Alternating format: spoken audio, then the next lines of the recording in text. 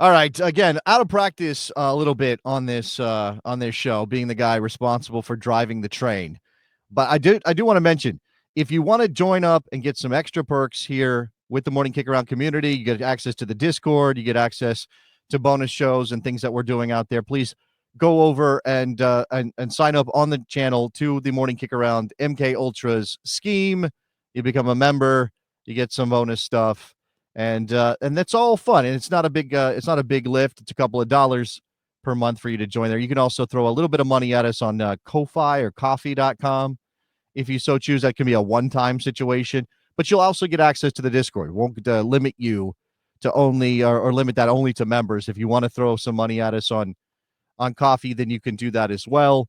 You can follow us on Blue Sky, Instagram. I think we do have an X presence. We may have to discuss that X presence and whether or not we want to continue it, but it's still there for the moment. Obviously, look, it's a YouTube channel. If you just want to like and subscribe, if you don't want to throw any money at us at all, you don't have any money, or you don't think we deserve your money, maybe we deserve a subscription. Maybe just hit the button there and be part of the MK Ultra community that way. That's a good way. And, of course, if you want to email us, old-fashioned email, morningkickaround@gmail.com. Okay, this is American Soccer is Weird. And today, American Soccer is weird because the New York Cosmos are coming back. And if you've been following, I think we talked about this on a previous episode, that there was rumors that the team that was going to be launched in USL League One in northern New Jersey, in Paterson, New Jersey, was going to be named the Cosmos. I believe Michael Batista of Hudson River Blue was the first one to have that news about a week ago. I think he dropped that story, or maybe a little bit less than that. That official announcement has now come, and there was a big to-do yesterday up there in Jersey about the Cosmos coming back, and we get to talk about it. Now, there are many facets to this story, but let's just start out with the wisdom of naming a new team in 2025 the Cosmos. I wrote about this a little bit for my newsletter, which you can find if you just Google Jason Davis Soccer Eagle. You'll find that on Google. I don't know what the actual URL is. It's on ghost.io. So if you want to look ghost.io, Jason Davis, you'll find it there as well. I wrote about this, that this is a little bit tough for me, that I'm not necessarily thrilled about leaning into history that is questionable to begin with. Now, look, the Cosmos are obviously a famous name in American soccer, perhaps the most famous name in American soccer. And why wouldn't they be when Pelé and Beckenbauer and Canaglia and Carlos Alberto played for them during the NASL 1.0 heyday? They made a lot of hay off of the names of those players who came in an era where players moving like that wasn't really a thing. Remember, that's pre-Bosman. It's sort of pre-big transfers, pre-Premier League. There was no sense that players could sort of jump countries like that and sort of play wherever they wanted. And obviously, because NASL operated outside of the typical global soccer marketplace, it allowed them to attract these players with some big salaries. Now, we know the story, though. The Cosmos collapsed, as did the rest of the NASL. Now, I know there are some old soccer heads out there, and some people who are students of history would say, well, the NASL only survived as long as it did because of the New York Cosmos, and that's probably a fair statement. But you also have to recognize that ultimately the whole thing failed. Ultimately, the whole thing collapsed. It had no staying power.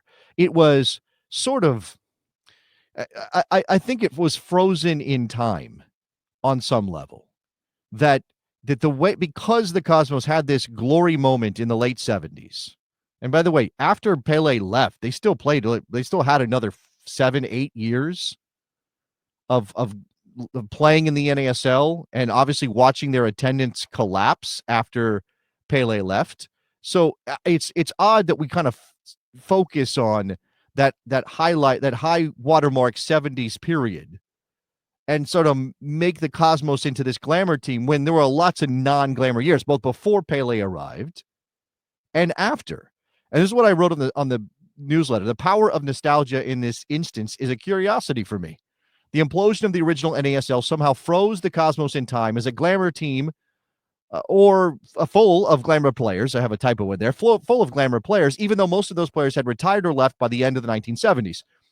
There is a fetishization of failure that lifts the Cosmos name 40 years after the club played any decent soccer, and it seems to be combining with this natural desire to celebrate whatever shred of soccer history we have in America, and leads to this. Okay, now we can talk about the modern iteration, right? We can talk about where the NESL 2.0 New York Cosmos were. I want to get to that as well. But I just want to address this thing about the nostalgia and the history of the Cosmos, because it's Eric Stover is a connecting element to the new team in Paterson and the NASL 2.0 team that played at Hofstra on Long Island, right? In Western Long Island. He is a guy who was an executive with the New York Red Bulls, one executive of the year in Major League Soccer, helped build Red Bull Arena, now Sports Illustrated, whatever that is. Obviously was part of the New York Cosmos revival when it was good, right? When after they kind of came out of this, we're a t-shirt company era and actually got going again, they did some good things. They obviously were very good in the league that they played in. He's the connective tissue here. But it's not as though this new team in Paterson is trading on the team that played on Long Island. They're trading on the Pele Canalia Cosmos. Just let's be honest about that, right? And of course, when you see the news stories that are popping up in the New York metropolitan area in the media, and I watched a couple of them this morning, or you read the stories, Pelé, Beckenbauer always get mentioned, always. Right now, as Willem, excuse me, they were great a decade ago when they brought in Raul and Arango. They were. But that nobody talks about those players when they talk about the Cosmos and the glory of the Cosmos and bringing back the Cosmos name. Shout out to Faith and Logic, by the way. Thank you for being a member. Thank you for becoming an ultra. Nobody talks about Raul and Arango. They talk about, or Giovanni Savarese, who was the guy who led them to that success, who parlayed that into an MLS coaching career. They talk about Pelé and Beckenbauer. And I'll bring in a little bit of a comment from outside of this. Is not me. This is Eugene Rubinski on Blue Sky. Okay, and this is one person's opinion. And by the way, Eugene, you can see it says Golazo del Gringo. He covers Mexican football if you want to follow Eugene. To me, history is sacrosanct. The original Cosmos history should not be able to be appropriated by a third division team playing in Paterson, New Jersey, with no connection to the original club beyond somehow grabbing their trademark. This club should be looking forward to writing its own history. And that's sort of where my brain goes to. Right, I think about how we just talked to the guy who started AV Alta out there in Lancaster, California. We've talked to the owner of Westchester. We've talked to owners around. We talked to Michael Hitchcock, who's launched several high-level semi-pro teams in the United States and connected with communities. Obviously, short season and the marketing is different, and I'm not trying to compare them. They're a little bit apples and oranges. But what we got from Hitch, and certainly what we got from John Smelzer of AV Alta, is how important it was to them to connect to their communities, right? How important it was to identify have their teams identified with their communities, their specific place that they lived, whether that's Annapolis, Maryland, or Lubbock, Texas, or Lancaster, California, or whatever. They want those teams to reflect those specific communities. How is grabbing the Cosmos name for a team in Paterson, New Jersey, which is in the New York metropolitan area, obviously, how is that connecting with the community? Like, I don't begrudge anybody in this very difficult business of American soccer the right to chase some cheap heat. And that's what this is. This is cheap heat. Now, apparently Rocco Commisso, who owned the Cosmos 2.0 and obviously went to war with U.S. Soccer and MLS because of some of the things that happened with the New York Cosmos 2.0. He's involved. He's a minority owner per the reports, and all of the intellectual property was bought from Rocco to be used here in Paterson. So they chose to make that. Maybe this couldn't have happened without Rocco's money. Maybe the team wouldn't exist without Rocco's money, in which case maybe the Cosmos thing is part and parcel of the new team. Maybe Rocco said, I'll help you start this new team, but you got to use the Cosmos name. I don't know. Nobody knows that. I mean, we don't have that information, and I'm hoping to get Eric Stover on Morning Kick around in the near future. I've reached out to Eric. We'll see if he responds. I'm not suggesting he's dodging me. I'm sure he's a very busy guy, but I'd like to get Eric Stover, who is a major principal of this, on the show to see what he can tell us about this process and about the ownership and about the origin of this team. And the reason I bring up sort of like, is this the right thing to do, is because when you look at where the Cosmos have played, okay, where they have been located in the New York metropolitan area, you can barely see this. It's because I'm trying to squeeze this all in here, but you can see some of you can see the little marks where I have these flags. These are the places that the New York Cosmos have played. I may be missing one or two. I'm not sure. But at the bottom, okay, let's start with the original Cosmos. You can see there is a flag just there, a little bit north of Newark on I-95.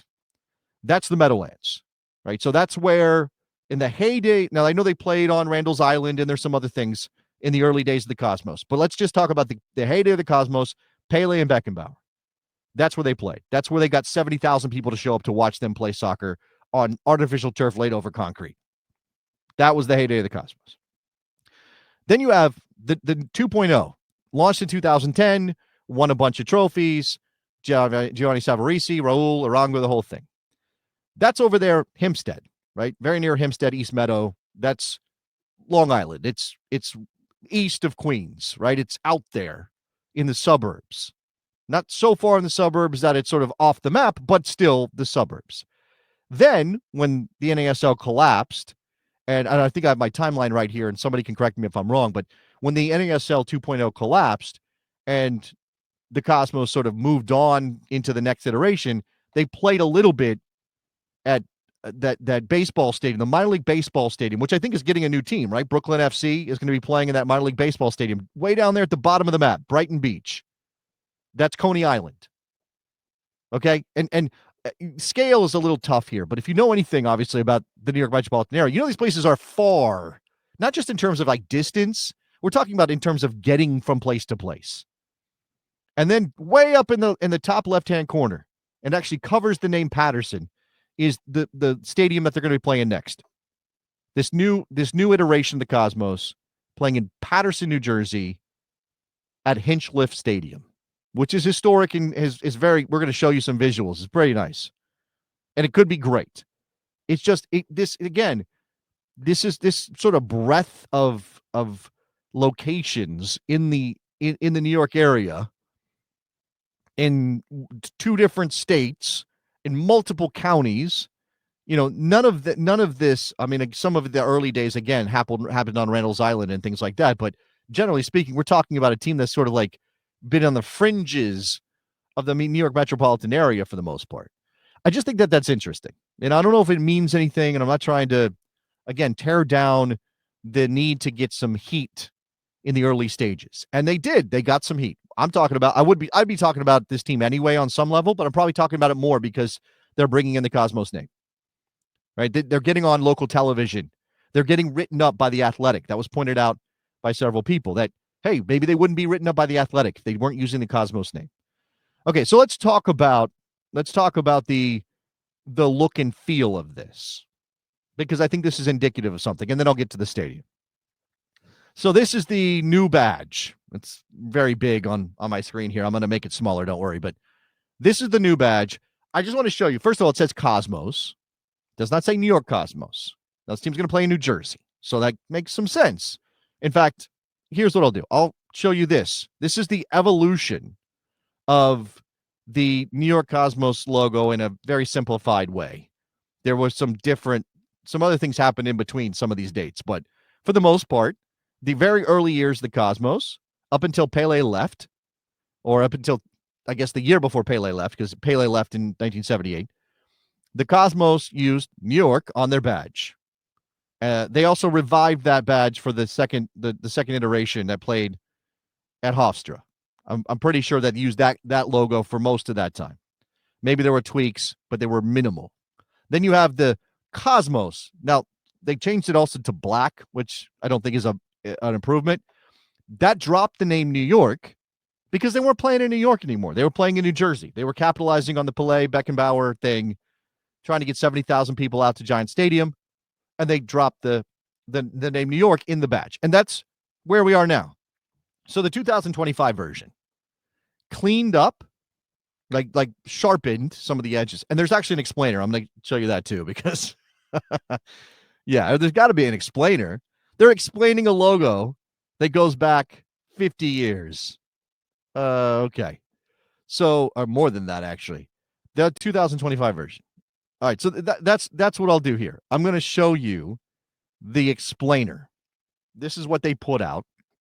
The new New York Cosmos, announced for Paterson, New Jersey. Historic badge, global icon, new purpose. Simplified ball. They did simplify it. You could see it in that last image I showed where they comparing the logos. They simplified the ball. Cleaner, easier to print, all those things. Those are all important things in modern imaging. So again, there's that explanation. Simply Cosmos. The team is back in New Jersey, so New York has dropped. Custom logo type updated to the original Othello type version. I don't care about the type that much, but obviously it looks fine. That thing, though. So we're not going to call them the New Jersey Cosmos. We're not going to call them the North Jersey Cosmos. We're not going to call them the Paterson Cosmos. We're going to call them Cosmos. Even the Cosmos. Just the Cosmos? Is that what we're doing? Updated blue. Brighter than the previous iteration, closer to the original version. All right.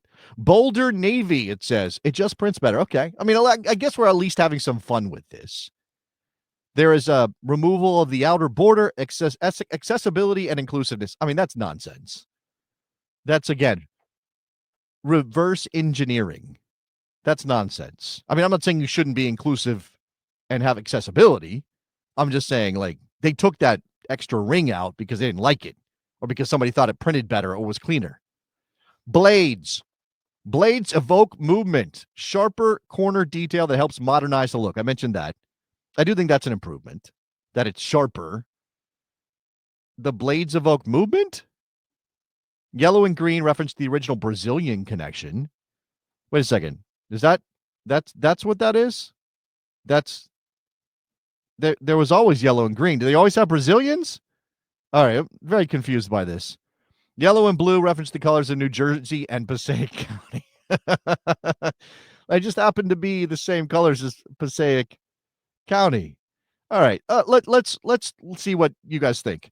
They should be just Cosmos FC, no New York and no New Jersey. I think that's what they're going for, and I do think that is that's a choice, and I'll even call it a bold choice that I have some respect for. Because in the modern era, and especially when we have new teams popping up in various leagues, a lot of times leagues will require teams to have names that identify where they're from, because it's just better, right? Especially in American soccer, where sometimes teams are not well known. Obviously, they're trading on the idea that everybody knows the Cosmos. Now, when people hear the Cosmos are back, are they going to connect it to New Jersey? Are they going to go, oh, where they're going to have to go look for where they're playing, I would imagine, is part of this. I think that is an interesting element of this story. All right. Now, look, if this is going to work, right, if this is going to be a success in Paterson, New Jersey, then they have to have some of the right ingredients, right? Now, we've seen some teams start out very well in American soccer recently, and it's why I have some real hope that this is going to work out. And the Cosmos element is almost secondary. Like the identity of the team matters. I'm not going to say it doesn't, but I think what matters more is that you have smart soccer people involved, that you have ownership that is committed and is not going to skip town the first sign of trouble or decide to punt once things get a little bit difficult. Maybe when the team's not winning, or maybe when there's not as many people in the stands as you would like, right? And then there's a stadium, and there's a place to call home. And so many teams in recent American soccer history have disappeared, dropped off the map because of their stadium problems. They were maybe a little bit overambitious, or they started out with we're going to launch a team here, and then we're going to build a stadium, and then that stadium never gets built. Or we're going to launch a team, and we're going to play in this venue, and then that venue, the lease runs out, or the price gets jacked up. They don't control it. They don't have Now, I don't know specifically every detail of the relationship between this club and the county, Passaic County, and Paterson, and all of that. There's some element. I think this stadium is technically owned by the school district in Paterson, New Jersey.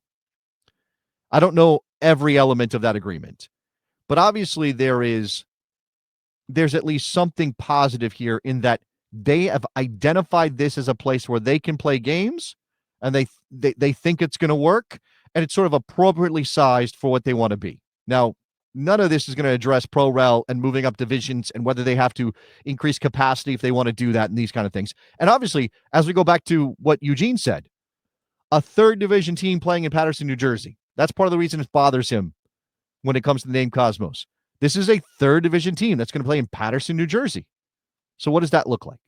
Well, here's Hinchliffe Stadium, overview or a bird's eye view of Hinchliffe Stadium. Again, there's history here.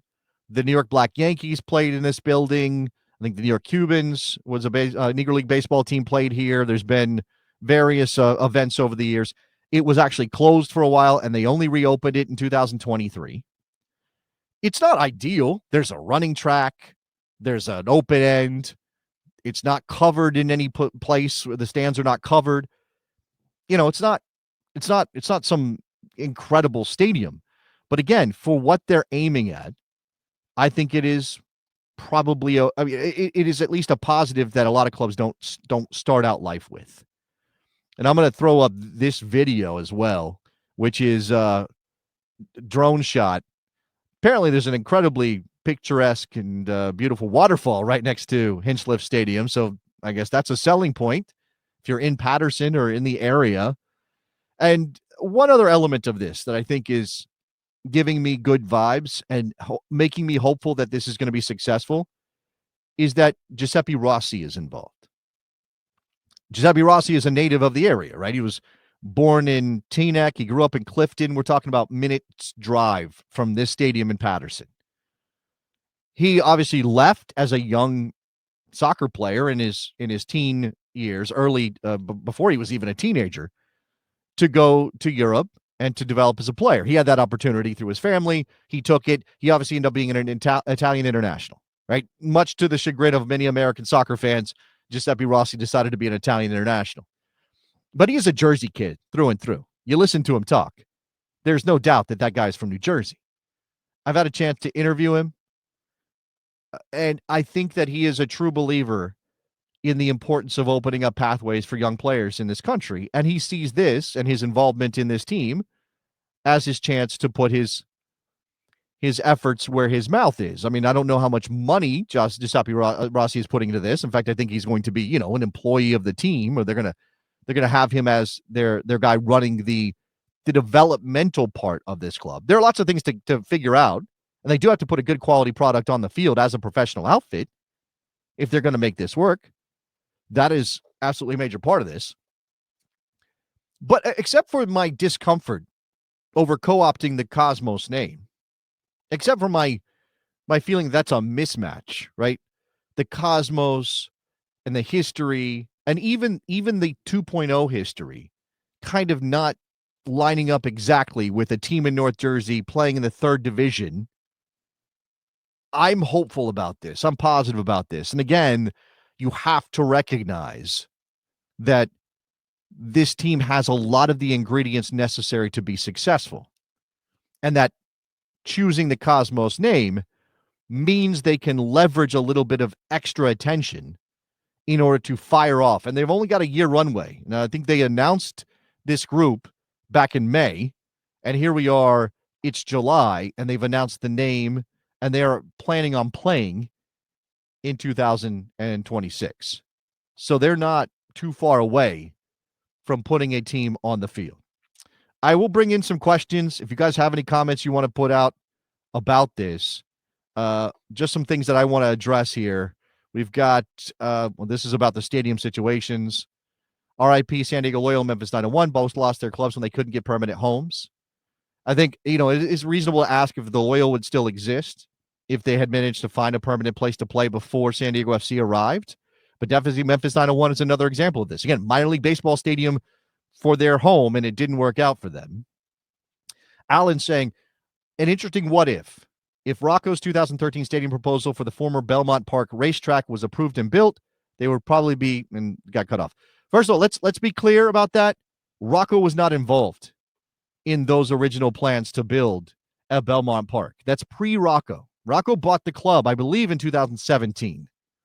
Now, it feels like Rocco was sort of always around, but remember, Rocco packed a lot of action into a very short time frame. So he bought the club. They had already been very successful as part of SILA, One World Sports, and I know there's some confusion over who was actually owning and running them, Seamus O'Brien, and there's some really shady stuff going on back then. But that was the organization, that was the group that was behind the Belmont racetrack plan to build a stadium. Rocco bought the team sort of after that all collapsed, and obviously, the league collapsed around all of that, and they weren't able to obviously go on. In fact, I actually do have an image of that Belmont Park plan, which I think we referenced on a previous episode. This is the concept for the stadium that the Cosmos wanted to build at Belmont Park there on Long Island. I think it's Nassau County, right? I think they wanted to build this stadium.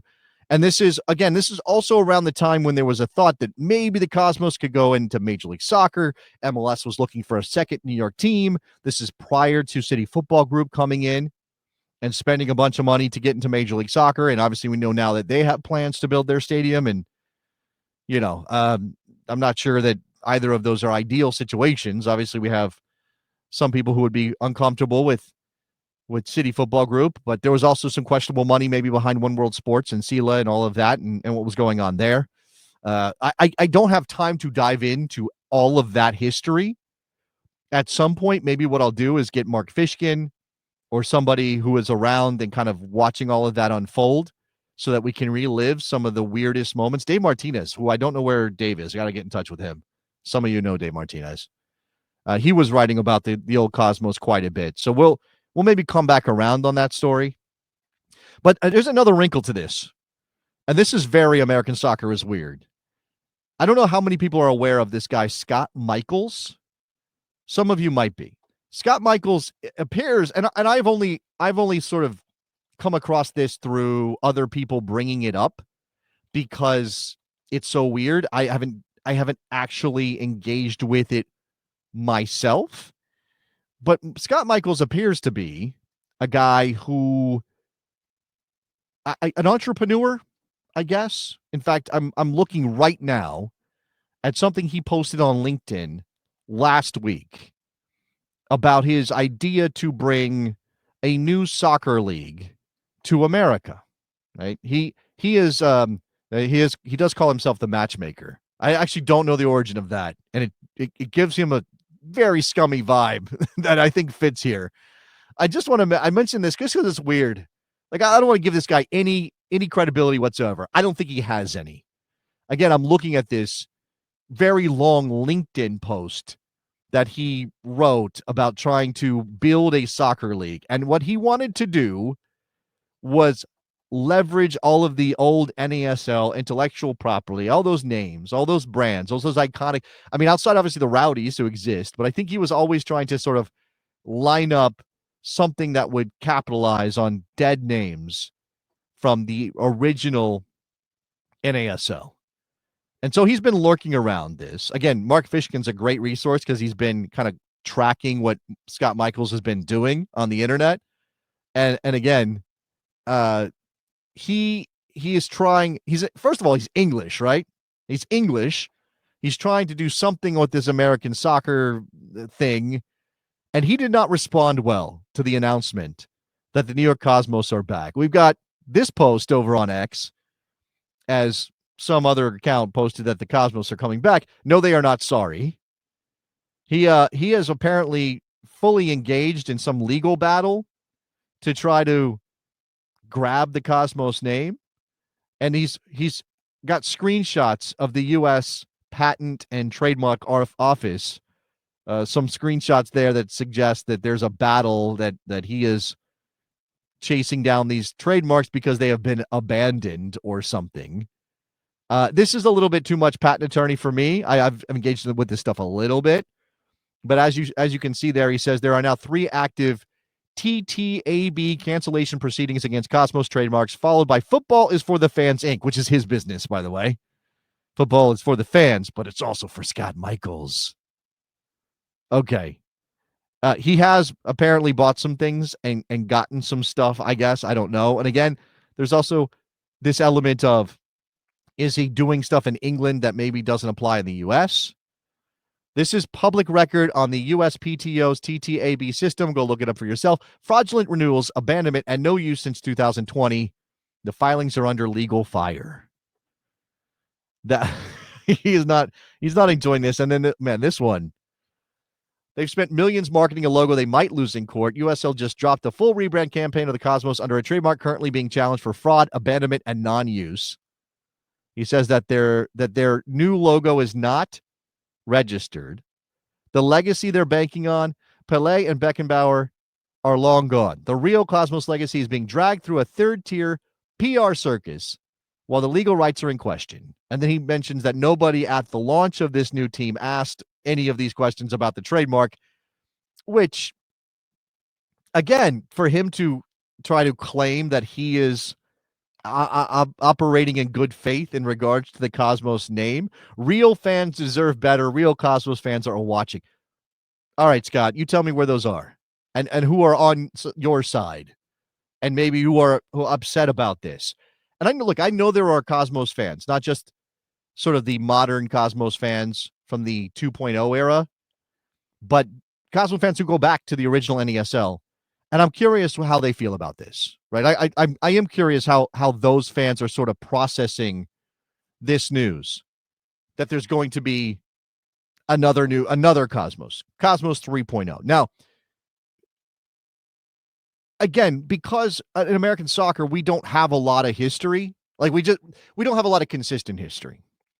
What we have are these sort of skipping stones things, and one of them is the Cosmos. And so, again, I'll come back to my original comments about the nostalgia element and how it's impacting my feelings about this. Do we need to leave that in history? Whether it was a failure or a success, do we need to just leave that in history? Not because Scott Michaels says he wants the trademark, but because it's better to start new things that are directly connected. Like I'm wearing my Oakland Roots shirt today, one of them. That's a great example of a club who built an identity that connects with their local community. Now, maybe there wasn't something obvious for them to grab onto that would be, tapping into some sort of American soccer history. So what other option did they have? I guess you could argue that. But I still think that they are an example of maybe, how you should do it in 2025, rather than, of course, again, to lean into a history that you're barely connected with, if at all. But again, I want to talk to Eric Stover. I want to talk to the people involved in this team. I'd like to get Giuseppe Rossi back. And Giuseppe Rossi is not responsible for the branding. And I wouldn't hold his feet to the fire over whether this is a good idea or not. I don't think that's fair. That's not his role in this. But I'd be curious to know what he thinks about, bringing a team to his hometown, so to speak, and not making it about that hometown or about the region or the area, but to make it about something that happened on the other side of the New York metropolitan area, that happened in a borough or I guess down the road in Jersey. Again, there is that, of course. And again, Cosmos, not New York Cosmos for this club. I think that is, if I'm going to give them any credit at all, I guess there's that they're sort of saying, and I don't know, maybe that's not even worth something worth celebrating. Maybe it's just a matter of, the simplest thing to do for them was to take the New York off because they're not New York, and that would ring hollow. And because they don't seem to be. I mean, this is the incongruity of this for me. Cosmos is a globally recognized name. It feels like something that sometimes clubs do to try to be globally important or try to reach beyond their local community to sell jerseys or whatever benefits might come from that, right? To sort of have a bigger presence. Some teams do it through being creative with their branding and their jerseys, and it sort of comes naturally and feels somewhat organic. Ford Madison's an example of this. I don't think anybody could argue that Forward Madison hasn't been focused on the market of Madison, Wisconsin. I mean, they got the flamingo on their badge, for cripe's sake, and that's based on some lore about flamingos being on what I think the city hall's lawn or something, some practical joke that happened. I mean, that's so inside Madison baseball that it's, the rest of us are like, what? There's a flamingo. It's Wisconsin. But that makes them connected to the community in a way that isn't for you and me if we don't live there. But through their jersey design and some of the other things that they've done, they have gotten some global prominence. They chose a color that makes them stand out. And that's one way to do it. I mean, again, they kind of took a more difficult road to being relevant outside Madison in a way that can help them as they try to be good in Madison and capture the attention of Madison and sell tickets in Madison and win games in Madison. Here is a team that said, the easiest way for us to get attention is to just co-opt the Cosmos name. And if we can get Rocco Camiso on board, who, as far as I'm aware, owns the intellectual property, not Scott Michaels or whatever. And again, this is the complicated nature of our relationship to this. Let me bring in some comments from my man Mike Thomas. Cosmos branding, big picture success sort of hinges on USL's pro-rel bet and this team ascending to a top tier that maybe someday kind of rivals MLS. That's a question. And again, this is where if there wasn't any hint of pro-rel coming to USL, this would feel really weird. Maybe because there's some idea that pro-rel is going to happen because they're at least making moves towards that. We can imagine the Cosmos ascending, and then it would feel like they're sort of at a level that better fits their brand. Now, they can't do anything, at least in the short term, about having a 7,800-seat stadium in Paterson, New Jersey, that doesn't really fit the bill as a top-level soccer stadium in this country. As pretty as this is, that's not a top-level soccer stadium in this country. So if they do ascend the ranks, I mean, they can't go to the top division if the PLS requires 15,000 seats. And maybe that's a bridge you cross when you get there. I don't know. Maybe they get a waiver for this particular team. Those are things that are here. Right? And then this part from Mike. I secretly kind of like the brand being back in the conversation. Me too. I feel uncomfortable with so much of this. But man, okay. All right. Mike is just firing off great stuff here. Field chair with the Red Bulls. Now, LOL at the end means he's not being serious. But what if it comes to that? What if it comes to the New York sorry, I keep doing it. The Cosmos have now won their way up to the top division, but they can't play at Hinchliffe Stadium in Paterson because it's not big enough. It doesn't have the right elements. It doesn't meet the standards of top division for PLS. Okay, well, they'll just go ground share with the Red Bulls. Maybe they work that out. Maybe they ground share with the Red Bulls. I'm not sure. It's definitely possible, but let's say that they can figure that out. Is that what we want? Is that a good thing? Right? Maybe conceivably by that point they have established themselves in North Jersey and people are just sort of rallying around them, and it might not matter exactly that they play in Paterson anymore. But as we sort of talk about the romance of some of these places in America getting their own teams, Lancaster, California, Lubbock, Texas, Annapolis, Maryland. I mean, those are not pro teams; those are amateur teams. But my point is, as we talk about like dotting the map with more soccer teams in places that are not going to get sort of major league attention, right? The big money attention. They wouldn't measure up for an NFL franchise or an NBA franchise, but they definitely could have a pro soccer franchise. And team rather. I'll come back to something that John Smelzer said in our interview that we did about AV Alta. He said, because USL League One exists, and because the expansion fees and the financial commitment is not insane to get into USL League One, that means they don't have to be anybody's farm team, right? They have an independent identity. They're playing for a championship that everybody recognizes is a couple tiers below Major League Soccer, of course. But they can say to their fans, we're our own thing. We stand on our own 2 feet. We are not connected to somebody else. Our players aren't going to level up to another team because they get called. If our players are good enough to go somewhere else, we'll sell them. And as a club, we'll benefit. Right? That is, I think, ideal for a lot of us. It's not the only way to do it. And if you are a practical person, if you're sort of a realpolitik American soccer fan, you may think, screw all that. Just make teams that succeed. Who cares how you do it? But of course, we've got evidence in places like Lancaster that you can do it that way and have it be successful. I know it's year one in Lancaster, and maybe we need to wait a little bit. I don't want to jump the gun on saying, oh, that team's such a big success when, year 3 and year 4 and year 5 could be different. But that independence is obviously part of this story.